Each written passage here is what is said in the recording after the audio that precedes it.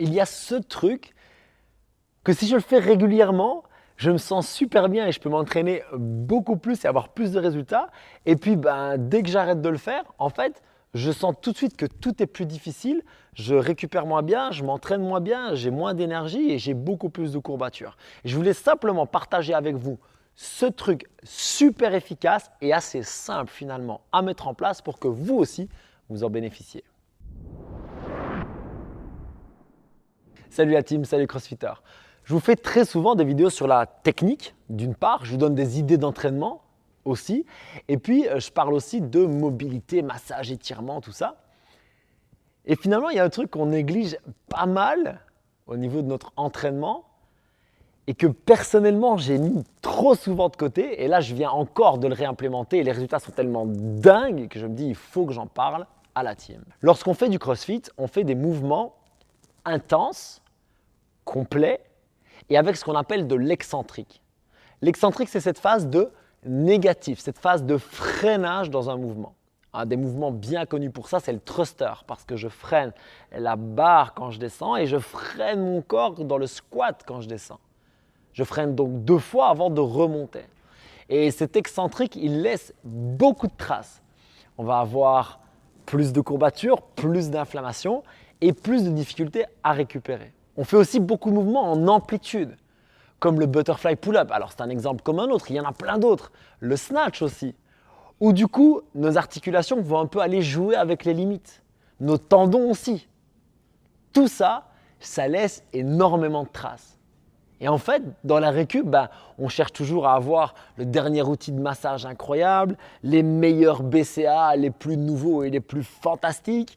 Et vous entendez mon ton un petit peu sarcastique, ce n'était pas tout à fait anodin, etc., etc., etc. Et en fait, il y a un truc basique qu'on a tous pris et jeté à la poubelle, alors que c'est connu depuis des dizaines d'années et que c'est incroyablement efficace. Ce truc, c'est la récupération active, mais on va lui amener un petit twist ou deux. La récupération active, comme je le disais, c'est connu depuis super longtemps. En fait, qu'est-ce que je fais? C'est que soit après mon entraînement, soit en différé, en fait, je vais pédaler, courir à une intensité modérée pendant assez longtemps, et certaines personnes proposent aussi des protocoles de légers intervalles d'accélération dans le but d'améliorer ce qu'on appelait avant l'élimination des déchets. En fait, on se rend compte que ce n'est pas tout à fait ça, mais peu importe, on sait que ça fonctionne bien pour mieux récupérer, diminuer un petit peu l'inflammation et surtout être meilleur à l'entraînement d'après. Et je ne sais pas vous, mais moi, ça m'intéresse vachement. Du coup, je connais super bien la récup active parce que j'en faisais déjà quand je faisais du basket, j'en faisais quand j'ai fait du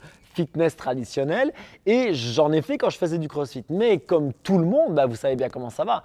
En fait, c'est comme quand j'ai une douleur quelque part, le kiné me dit de faire des étirements, je fais les étirements, j'ai plus mal, donc j'arrête mes étirements et donc j'ai encore mal. C'est vraiment le truc de fou. C'est avec l'alimentation, c'est pareil. Bref, on fait tout ça. Moi, le premier, c'est incroyable. Bref, la récup active, ça a été pareil. En fait, je me dis, ouais, ça va, j'en ai plus besoin, allez, ça passe à la trappe. Et en fait, je me suis senti super mal récemment. Petite confession, comme ça, je me suis senti vraiment très fatigué en fait. Vraiment fatigué, mais pas fatigué moralement, pas fatigué, vraiment une fatigue physique quoi. Genre vraiment c'est trop, j'ai besoin de m'arrêter. Alors déjà ce que je fais quand c'est comme ça, c'est que je m'arrête parce que c'est important de ne pas aller chercher la blessure. Mais surtout, j'ai voulu chercher des moyens que ça ne se reproduise pas et d'aller mieux.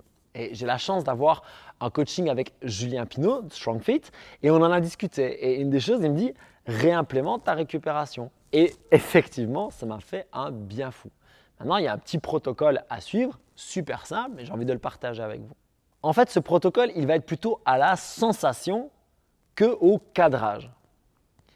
La première chose, c'est qu'il faut que vous fassiez un exercice qui vous relaxe. Je vous donne un exemple. Personnellement, je me relâche plus quand je pédale ou quand je nage que quand je cours. J'aime bien courir, mais pour le moment, j'ai une petite blessure au pied. Ça n'a rien à voir avec l'entraînement. J'ai juste marché sur une pierre un jour et du coup, ça a créé de l'inflammation dans mon pied. Du coup, je ne suis pas complètement relâché quand je cours. J'ai un peu quand même cette tension qui reste là. C'est très important que vous fassiez pareil. Il y a des gens qui se relâchent complètement sur le rameur, d'autres sur la natation, d'autres sur la course, peu importe. Choisissez quelque chose qui vous détend vraiment, que vous pouvez faire de manière très fluide. La deuxième chose, c'est que je vais vraiment vous suggérer de le faire dans un contexte agréable, rassurant et de manière isolée. Personnellement, je vais régulièrement dans une autre salle ou chez moi pour faire ma récupération. Pourquoi? Parce que quand je suis dans mes propres salles, forcément, il y a du monde, il y a des questions, puis j'ai envie de voir si le coach travaille bien, puis j'ai envie de voir si ma progrès est bonne. Et puis en fait, finalement, je suis tout le temps dans ma tête et j'arrive pas du tout à déposer un peu tout ça et à prendre un moment pour moi. Et en fait, c'est ça qui est très important, c'est que ça devienne un moment pour vous. Pour ça, la natation, il faut dire, c'est assez magique parce qu'on est dans l'eau et du coup, on a vraiment ce côté moment isolé. Je connais aussi des personnes qui vont courir ou simplement marcher même dans la nature, dans un bois ou quelque chose. Ça a vraiment un côté dépaysant, relaxant et on peut être sincèrement avec soi-même et ça fait vraiment, vraiment du bien. On a parlé de l'appareil, on a parlé du contexte, parlons maintenant de la respiration. Autant que possible, vous allez rester avec ce qu'on appelle une respiration nasale. La respiration nasale va favoriser votre récupération. Vous allez… Ça va vous empêcher d'aller trop fort, d'aller trop vite et ça va aussi vraiment booster votre récup. Donc restez en récupération nasale et adaptez votre rythme pour que ce soit confortable de rester dans cette respiration. Et avec ça, je vais vous donner un bonus optionnel. Vous n'êtes pas du tout obligé, mais je vous recommande d'écouter une musique qui vous détende. Pas un podcast qui vous fait réfléchir, pas une musique qui vous donne un coup de boost incroyable, mais vraiment une musique qui vous relaxe. Et je vais être tout à fait franc avec vous. Dans une des expériences de Strong Fit, on a fait ça avec des chansons de princesse Disney. Alors ça va être complètement barge, on est bien d'accord, mais en fait il y a une logique derrière. C'est que les princesses Disney ont une fréquence vocale qui nous permet en fait d'être dans un élément rassurant. C'est pour ça d'ailleurs que ce sont elles qui sont choisies pour les chansons de nos enfants que nous aimons tant. Hein, vous aussi vous êtes libérés, délivrés et tout ça et tout ça. Et du coup, cette cadence, cette fréquence plutôt, en fait, nous permet d'oublier un peu le quotidien et vraiment de faire cette bulle rassurante pour la récup. Et pour ma part, j'étais un petit peu récalcitrant au début, vous en doutez bien, mais j'ai essayé et je dois dire que ça fait vraiment du bien. Les princesses Disney, en fait, ça permet de déconnecter. Vous écoutez ça, vous écoutez autre chose, peu importe, mais je pense que vous avez juste compris le concept. On veut un élément agréable, un cardio agréable, on veut un contexte un peu isolé et rassurant, on veut une respiration nasale et pour booster ce contexte rassurant, on peut écouter quelque chose qui nous plaît et qui nous détend. En fait, vous mettez tout en place pour que votre corps se relâche sincèrement. Et donc forcément, la question d'après, c'est quelle durée? Eh bien en fait, la durée, vous allez la faire vous-même. Au début, je vous recommande de faire au moins une demi-heure. 30 minutes, vous faites 30 minutes. Même pas au moins, faites juste 30 minutes. Et voyez comment vous vous sentez. Et vous verrez que petit à petit, vous allez ajuster la durée à la sensation. Personnellement, il m'arrive de faire moins, mais je vais souvent faire entre 25 et 35 minutes. Hier, j'y suis allé et j'ai fait beaucoup plus. J'avais eu des grosses séances, je sentais que c'était vraiment… Et j'étais très bien dans le flow du truc et j'ai fait 55 minutes. Peu importe. Il y a des jours où je fais moins simplement parce que je le fais. Je sens qu'à un moment donné, je sens que je me détends sincèrement. Et là, je pédale encore et puis à un moment donné, j'ai juste plus envie. Et donc, je prends une bonne douche, je m'étire un petit peu et mon entraînement est terminé. En fait, c'est vraiment à vous de ressentir les choses, mais commencez par 30 minutes. Vous verrez, c'est un super bon départ.